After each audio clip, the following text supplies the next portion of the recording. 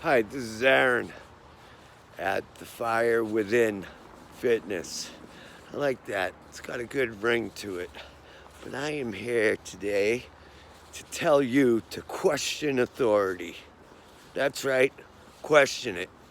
Especially if you feel like it's flawed and wrong. You know, question the court system, question the teachers, the doctors, the lawyers. Question everything.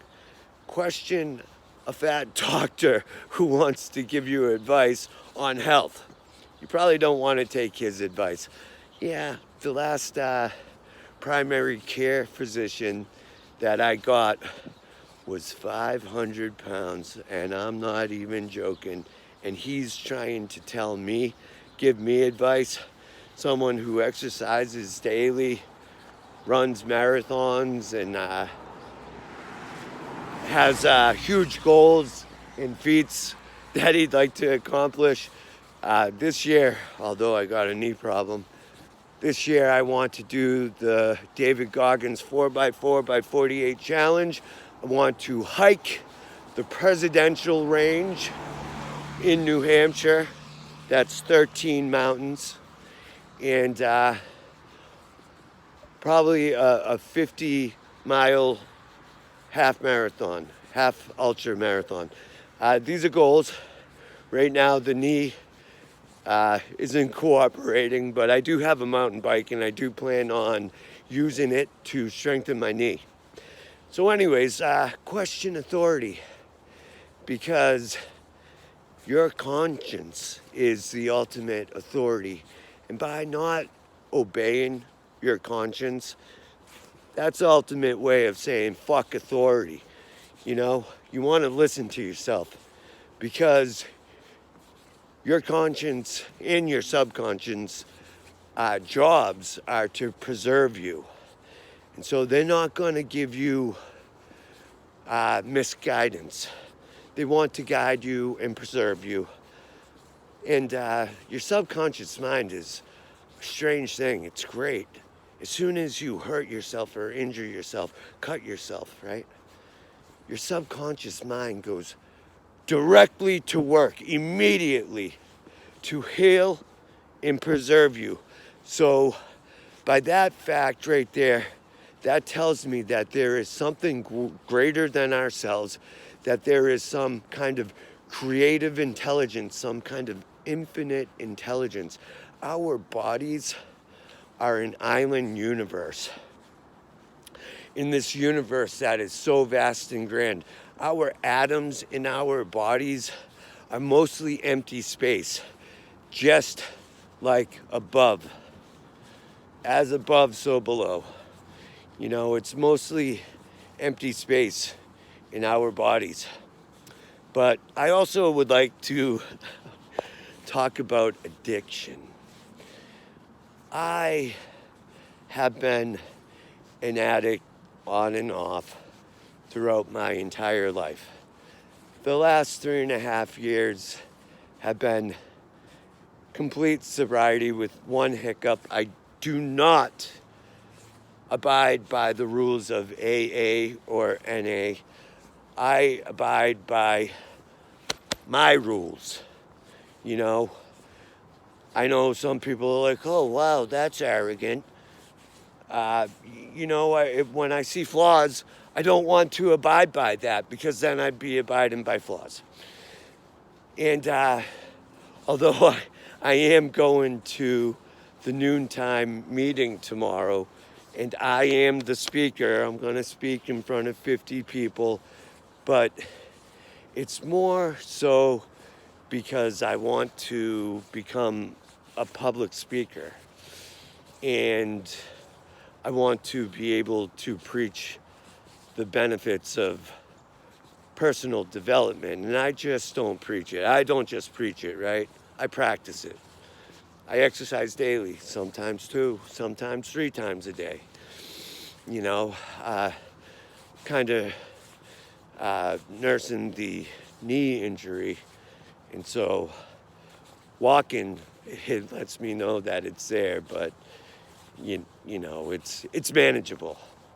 So addiction, yeah, been addicted to many things. It's a very long list of many things, ranging from alcohol, marijuana, opiates, cocaine, meth, amphetamines, Adderall, uppers, downers, lefters, righters, all arounders.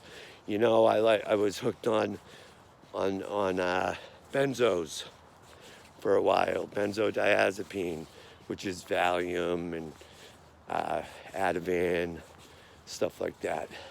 Xanax, you know, that was the craze. Jeez, driving on Xanax, one eye closed. It was like, I won't drink and drive, but then I decided to do that on Xanax. I had to pull over. I knew I was in trouble. So yeah, it's highly dangerous. I don't suggest it. I don't suggest doing drugs or drinking at all. I practice complete abstinence, and I know that's the way, because these vices are choosing low moral standards when you should be choosing virtues, which are high moral standards. So it's virtue over vice, power over passion. More power to you if you don't drink or do drugs. More power to you. That's not a weakness. You got to find how to live right, sober, you know?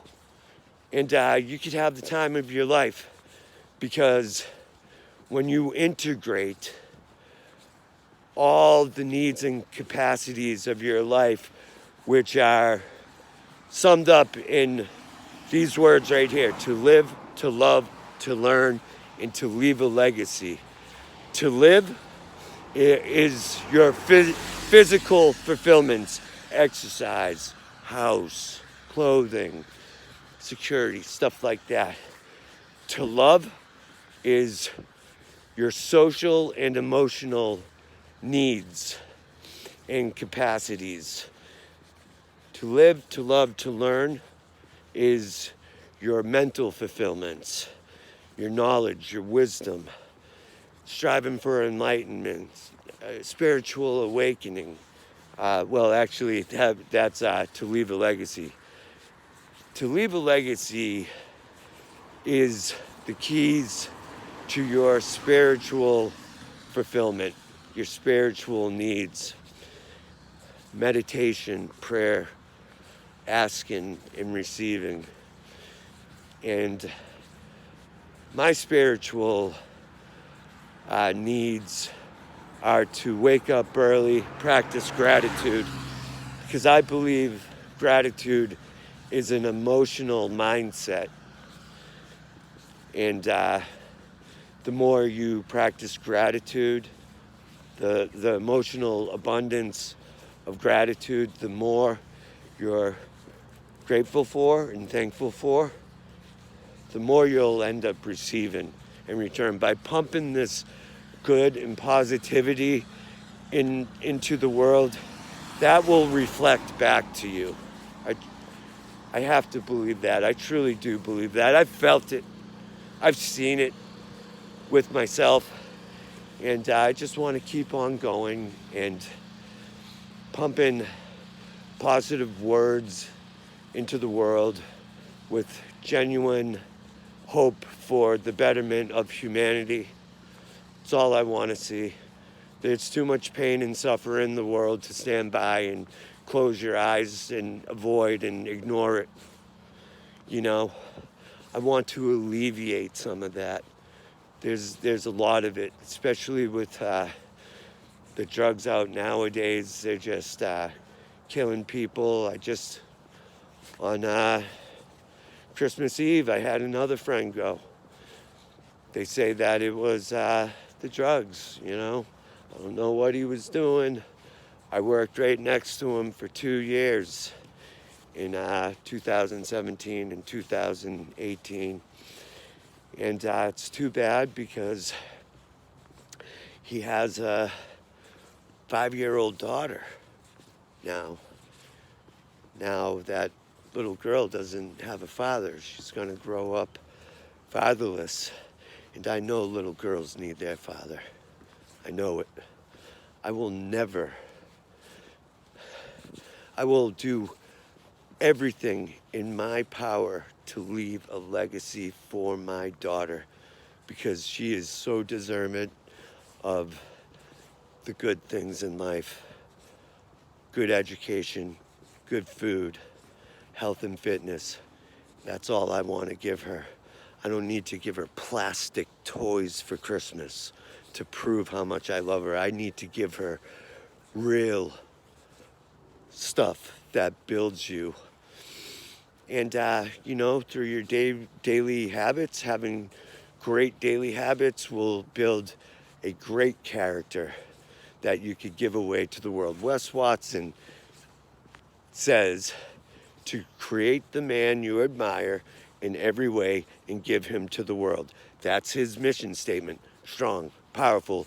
Create the man you admire is self-actualization. To give him to the world is self-transcendence. So I took his little saying and said, all right, let's see if you could do what he did. And I created my own little mission statement. It was to learn and grow by standing on the shoulders of giants, self-actualization, and then to become a giant and give away this fire within.